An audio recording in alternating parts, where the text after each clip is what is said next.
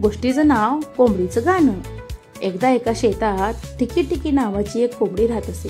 ती खूप गोड गाणं म्हणायची. ती सकाळ झाली की गात असे, कुकुरुकू कुकुरुकू सूर्योदयाचं गाणं मी, कुकुरुकू कुकुरुकू मित्रांना उठवायला आले मी, कुकुरुकू कुकुरुकू सूर्योदयाचं गाणं मी. तिचं गाणं ऐकून शेतातली सगळी जनावरं उठायची आणि ती सर्वांना म्हणत असे, मित्रांनो, सकाळी लवकर उठायचं, आपापली कामं करायची, आळस करायचं नाही, दिवस छान घालवायचा. सगळी शेतातली जनावर तिचं गाणं ऐकून उठायची. गाढव, डुक्कर, गाय, शेळी आणि अगदी मांजर सुद्धा.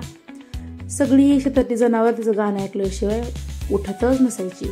म्हणे तिला म्हणत असे, टिकी टिकी तू गातेस आणि मी मजेत काम करत राहते. थँक्यू ग बाई, तुझ्यामुळे मी दूध चोरायला वेळेवर उठते. मग गाढव तिला म्हणत असे, टिकी टिकी तुझं गाणं म्हणजे गावाचा अलाराम आहे, तुझ्यामुळेच आम्ही लवकर उठतो. गाय तिला म्हणत असे, टिकी टिकी तुझ्या गाण्यामुळेच मी रोज सकाळी लवकर उठते आणि सर्वांना भरपूर दूध देते. हे ऐकून टिकी टिकीला फार छान वाटायचं. तिला खूप आनंद वाटायचा. पण एक दिवस टिकी टिकीची तब्येत बिघडली आणि ती गाणं गाऊ शकली नाही. तिला खूप त्रास होत होता, पण काय करायचं, नाईलाज झाला होता.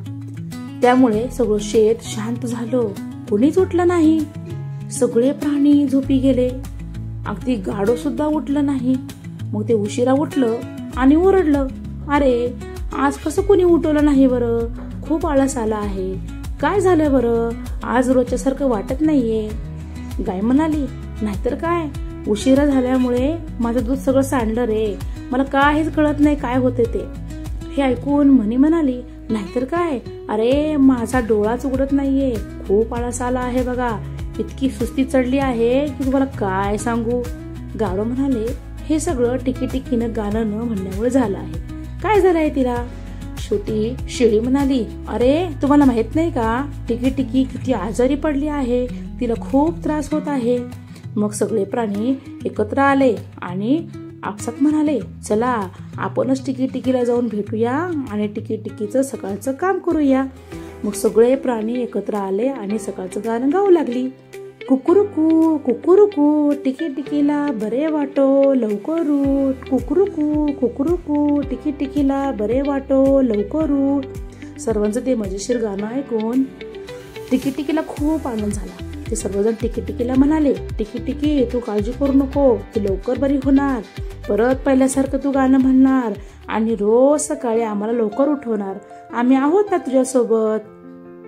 हे ऐकून टिकी टिकीला खूप छान वाटलं. ती खूप खुश झाली आणि म्हणाली, खरंच तुम्ही माझे सख्खे मित्र आहात, तुमचं मित्रप्रेम म्हणजे माझं औषध, तुमच्यामुळेच मी लवकर बरी झाले, तुमचे मनापासून धन्यवाद. माझ्या मित्रामुळेच माझं सगळं शेत सुंदर आहे. आणि मग टिकी टिकी पहिल्यासारखं परत ठणठणीत झाली आणि तिने परत गाणं गायला सुरुवात केली. या गोष्टीतून हे शिकायला मिळतं की मित्रामुळेच आपल्या जीवनाला अर्थ असतो. मित्र असतील तर आपण कोणत्याही संकटावर सहज मात करू शकतो. मित्राची जागा ह्या आयुष्यात कोणीच घेऊ शकत नाही. धन्यवाद.